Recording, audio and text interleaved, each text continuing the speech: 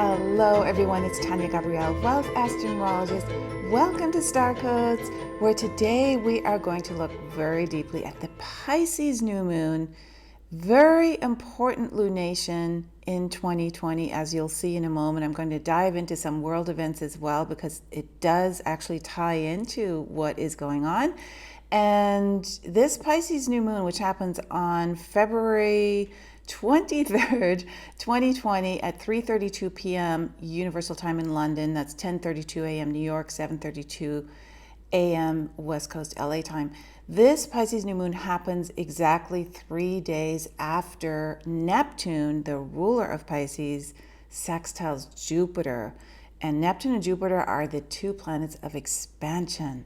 So this is very important that these events coincide. And you don't need to be a Pisces to benefit from this forecast. You have Pisces in your birth code. So if you look at your astrology birth chart, you will see Pisces somewhere in that chart. That means it rules one of your houses and you are experiencing this new moon in some area of your life. Now, as I was mentioning, this new moon is an important marker in terms of what's happening worldwide, a spiritual awakening internally, a cleansing and a healing internally and physically as well, which is also internal.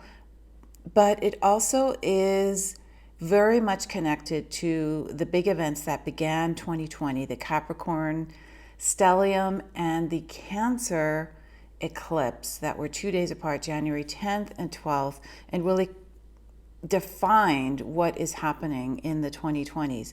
So what we'll cover today is, first of all, the date of the new moon, important because it adds up to 11, which is the 11 portal. It means your psychic energy, your intuitive energy is enhanced, double new beginnings. It's very significant. Also that the sun and moon will be at 4 degrees. And that's important because it's the 5th consecutive new moon at 4 degrees, and 2020 is a 4 universal year. And then we'll cover Neptune and Pisces and the stellium and the eclipse, how they're all related in relation to what is going on, especially in China. And as always, we'll end with tips and takeaways. Now let's start with the degree number of the new moon. It is at 4 degrees. 4 is a number of planning and concentration and putting things in order. That means feng shuiing. You know, feng shui is a very meticulous way to heal and clear energy. And 4 is the number of the square. And feng shui, if you look at a map, it looks at either the 4 directions or, a compass, or it looks at an actual Bagua map. So these are all related. 4 covers all of this. It covers the earth. It covers anything that stands soundly in the ground, like a house, right? So it governs your home and security and determination and building anything physically or in other ways, like a business. So it puts everything in its place, and it's therefore a more serious number. It's not a number of humor, for example. 5 and 3 are more humorous numbers. So 4 likes to get digging in the earth, digging into some project where you take the imagination and actually make it real. Now remember, Capricorn is really the sign that began the decade with that huge stellium, and I'm going to go into that shortly, but Capricorn is very aligned with the number 4. Saturn, the ruler of Capricorn, is also about taking responsibility, working, being wise, and not wasting energy. And so we are in a year where we need to be clear about what matters and what doesn't. So here comes the Pisces new moon. Pisces is imaginative and creative and doesn't care about boundaries. Pisces is boundless. Pisces is about unconditional love and sharing everything and brotherhood and sisterhood. And so this time we're entering now is really activating the combination of being practical, seeing things clearly, and then also using your intuition to direct you to solutions and answers. So that's where Pisces comes in. So this new moon really emphasizes an internal spiritual rebirth. The spiritual rebirth, the physical rebirth, the external, internal rebirth, they're all interrelated. The healing, the cleansing, the intuitive understanding, and allowing solutions to come to you because you are engaged with God, with Source. You're listening. So Pisces is the dreamer. Pisces is the sign of music, and anything that's unseen and energetically impacts you. So when we look at the unseen and mysterious realms, there are many things that come under that umbrella. With the sun and moon conjunct Mercury, there's also this sense of using your ability to think things through and having the confidence to share and communicate, Mercury being the messenger, your spiritual insights and your discoveries of the unknown, of the mysterious. During this new moon, Mercury is very close to the sun and moon, and this is very important because of what Mercury and Gemini govern in terms of our body as well. So there will be no boundaries now in terms of expressing your creative imagination, using your intuition, and you will just feel limitless as you explore the unseen, the mysterious, other dimensions. And that's also because, as I mentioned already, Neptune and Jupiter form this sextile during this new moon, Neptune being the ruler of the new moon, Pisces. And so this is very, very important because they are expanding energy fast and rapidly. The growth is exponential right now. So I want to now, as we're talking about Neptune, Mercury, Pisces, Gemini, I want to discuss briefly the situation in China, because in medical astrology, Pisces rules colds, it rules your feet, it rules the lymphatic system, it rules what's hidden. So a hidden poison, a hidden toxicity. And the shadow side, every sign and every planet has a positive expression and a negative expression. So the shadow side of Pisces is confusion, being in a dream and not seeing clearly, so having the veil covered, and that can create deception and illusion and helplessness. That's the shadow side of Pisces. And Neptune, some astrologers feel that Neptune, because it is watery and can reach everywhere, rules viruses. Some other astrologers feel Pluto rules viruses. I'm not sure, but I know Pluto is also very activated right now because of the Capricorn stellium between Pluto and Saturn that started our decade. So either way, these two planets are very active at this time. Now, why would Neptune rule viruses? Well, they're there, but we can't see them. And Neptune is about, governs Pisces, the final sign of the zodiac. And Pisces itself is important to look at because Pisces rules things that are not seen, the unconscious, psychology, astrology, numerology, anything that helps us understand ourselves but is not visible. It also, in a physical realm, governs hospitals and prisons.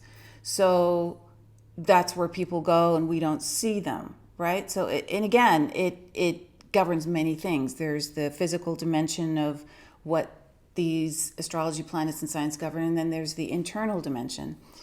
So in Star Code episode 45, I did look at the Jupiter sextile Neptune expansion, right? So Jupiter is about the joyful expansion, the wise, and it's also about justice. We have to remember Jupiter rules justice. And Neptune expands in terms of just reaching and connecting us all into one. We are all one. That really describes Neptune. So both reach beyond limits, and both are in this beautiful combination right now. So personally, what that means is your dreams, Neptune, are coming true as your vision expands and you have the energy and the positive direction to find solutions quickly. And Jupiter's in Capricorn. So Jupiter was seeking solutions. Capricorn is about getting things done. It's about taking responsibility and leadership. So with Jupiter and Capricorn, Neptune in its own sign of Pisces, this is a huge time to trust your intuition and manifest, like go into practical overdrive in terms of rapid growth, rapid personal growth, rapid spiritual growth. And, this growth can extend to anything. Now, the sun and moon, going back now to what they rule, the sun and moon are conjunct Mercury for this new moon. Mercury's about to go retrograde in mid-February until, I believe, around the 9th of March. And Mercury's going retrograde in Pisces. So this is a very important moment to understand Mercury, which is the ruler of Gemini, and also Virgo, which is about health and healing, and Pisces. So Gemini rules the respiratory system, lungs, breathing, the hands. And if you look, going back to China, the virus is spreading through breathing, airborne, and touching. So the signs of Pisces and Gemini, the planets of Mercury and Neptune, because the signs are square to each other, they can cause some friction. So having this conjunction of the sun and moon in Pisces with Mercury activates both of these signs. Now, we need to look more closely, and I know this is the Pisces new moon forecast, but I wanted to bring it into an event that I feel is very important regarding human history. This virus in China, I feel, is one of the big events we're going to remember. Just like 500 years ago, when we had this last time the stellium was in Capricorn between Saturn and Pluto, that was 500 years ago. 1518 is when Martin Luther broke away from the dominant ruling power at the time, the Catholic Church. And we remember that in history books. Well, I feel this year with the stellium 500 years later in Capricorn being the ruler of governments and corporations and everything that rules. Capricorn rules the systems that govern us. So a stellium in Capricorn between Pluto, which transforms through life, death, and rebirth, purges, and Saturn, which is the builder and strips you of unnecessary energy and builds something that is of lasting value. This is really powerful. So when it happened 500 years ago, we had the Martin Luther breaking away from the dominant Catholic Church. And now, what do we have? We have a situation where the astrology for the goings on right now is directly impacting China. So that's why I'm focusing a little bit more than usual on a specific example. So let's look at China's birth chart. It's important to look at this because when we're talking about a person or a country, we have a birthday, a birth time, and a birthplace. And that exists for certain countries like China. So there's an exact astrology chart for China's birth. And in China's birth chart, which you can find online, Jupiter is in the 12th house. This is very important. The 12th house is the Piscean house. It's the 12th sign, the final sign. So Jupiter's in the 12th house, the house of hidden, right? Things are hidden. And Jupiter is at 22 degrees Capricorn. These two things are vital. What happened at 22 degrees Capricorn? The stellium in January. It was exactly at 22 degrees Capricorn where Saturn and Pluto met each other on January 12th. So Jupiter in China's chart was exactly conjunct the stellium in Capricorn. That's crazy. And then we also had the January 10th eclipse 2 days before in Cancer, that where the moon was in Cancer opposite the stellium. Sun, Mercury, Saturn, Pluto are in Capricorn. Cancer is the opposite side to Capricorn. We had the eclipse. So the moon was opposite, setting off that stellium, making sure that we will remember this year forever, this time forever. So that was shining onto the 12th house from the 6th house. The moon was in the 6th house for the eclipse. The 6th house is the Virgo house, and Virgo is about health and healing. And of course, we already talked about Pisces, governing what's hidden, what's unseen, governing hospitals, prisons, the unconscious, psychology, illuminating what is not seen through the intuition. That's the internal expression of it. So it is related to epidemics as well, because they arise from a place that is unknowable, The unknown factor is huge. And Jupiter, let's talk about that planet. Jupiter is about expansion and joy and wealth. And so Jupiter expands in the 12th house for China. That is the birth chart. So it spreads its energy in a more hidden way, right? Now, the 12th house is about embracing everyone. The water is the element that reaches everywhere. And so this is an incredibly powerful star code that's unfolding now, both universally and personally. Since the shadow side of Neptune in Pisces is related to deception, it's also related physically to addiction. So drugs, epidemics, disease, illusion, anything you can't see clearly. And so being deluded, becoming an addict, that kind of thing. That is the negative expression. So we need to be really vigilant and use the positive expression of Pisces now: intuition, inspiration, love, tune into truth. This is, like I said, a pivotal historical event. We will remember it in history books.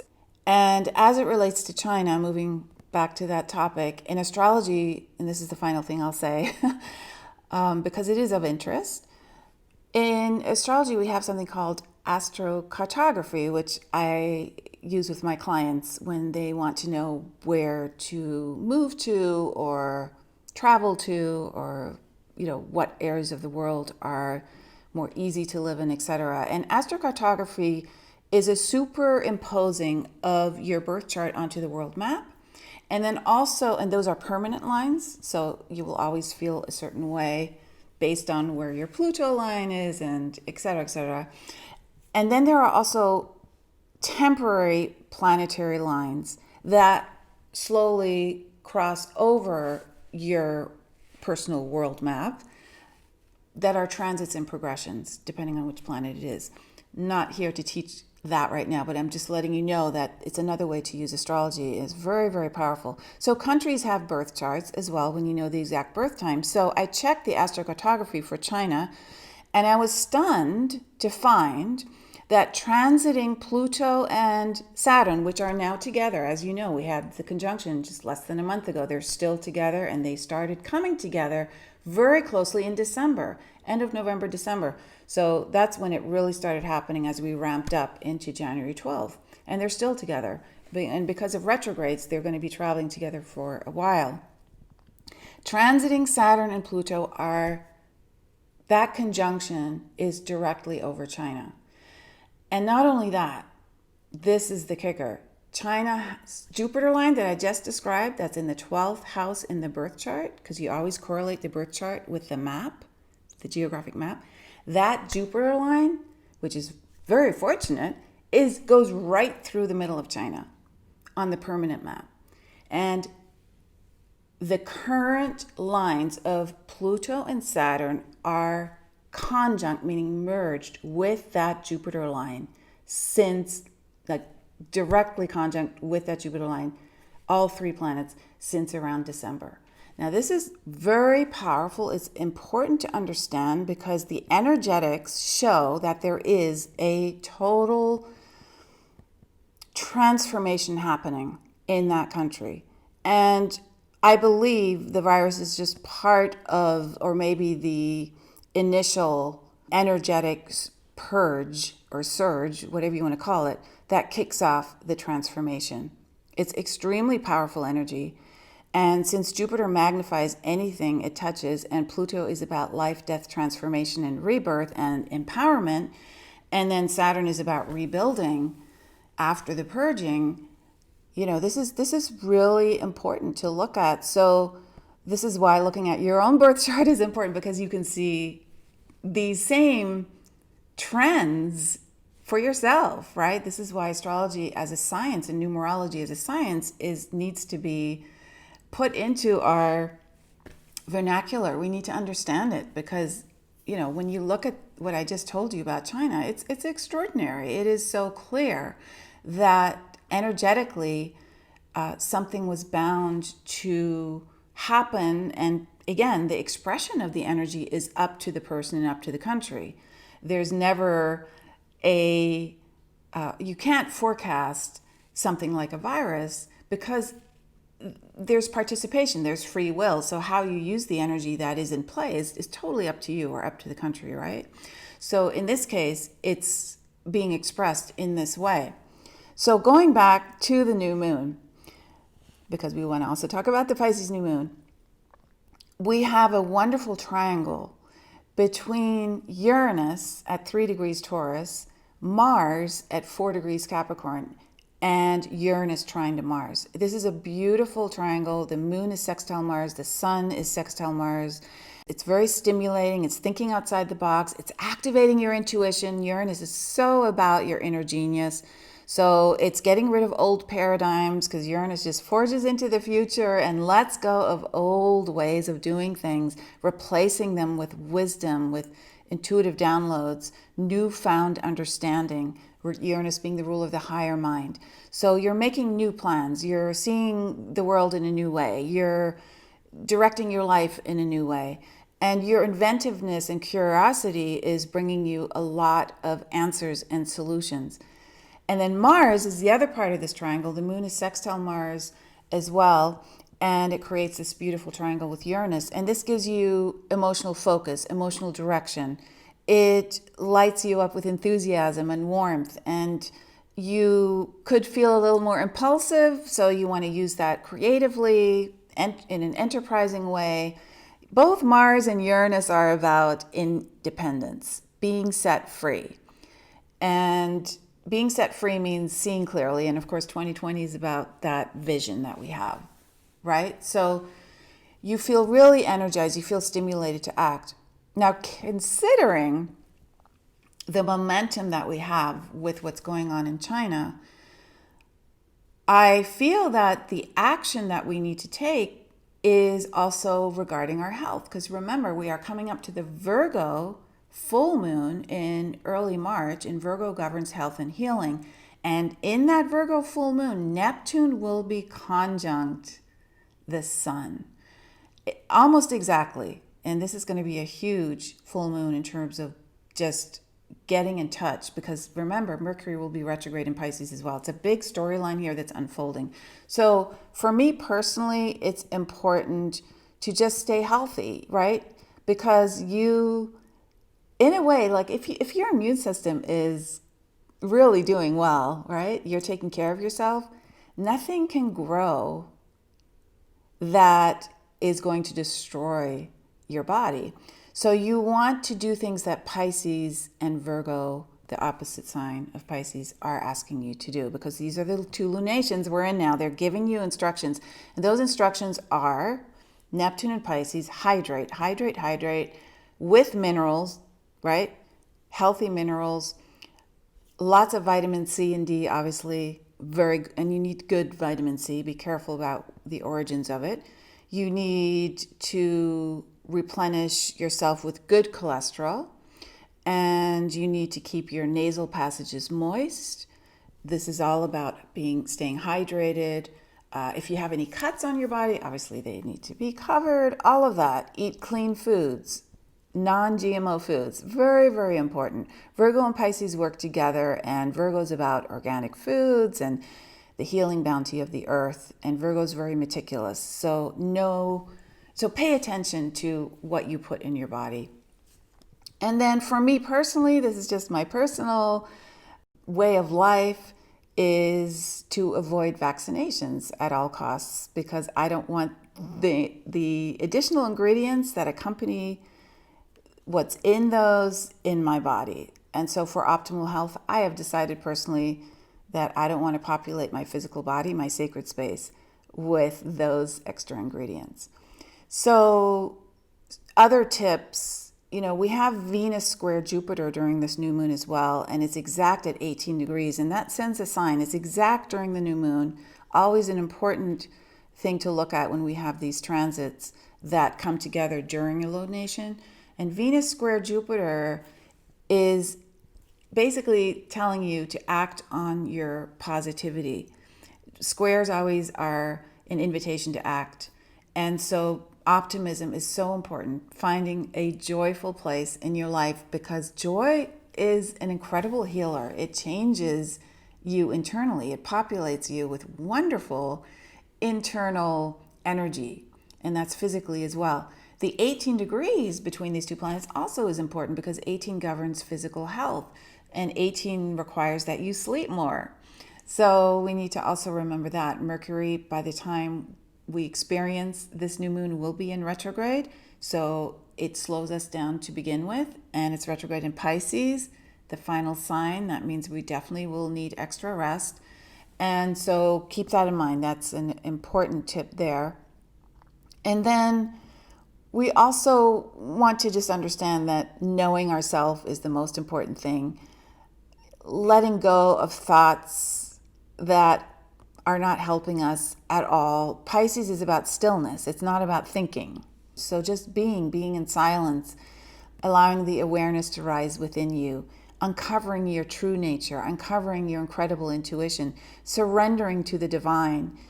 So in a sense, analyzation is not where we want to go. We want to try stopping explaining ourselves, but we just want to be. And there is an unforgettable sense of transformation that happens when we're just at one with Source, with our intuition, with listening. And that's what Pisces really represents, because the healing that Pisces wants us to experience through love, unconditional love, means we don't have to do anything to access that. We just need to relax into that immense beauty, that quiet space within us. We just have to be. And that's what Pisces represents, is that eternal love resides in being. And the spiritual awakening that I started this podcast with will activate when you do that. Now, discover your own astrology numerology code in the free masterclass I created for you at starcodeclass.com. You'll learn so much about yourself, speaking of self-awareness and awakening. And it's really amazing when you discover who you are at soul level. I created it for you. It's free. It's at starcodeclass.com. I wish you a beautiful, beautiful Pisces new moon. And I will see you in next week's Star Code podcast.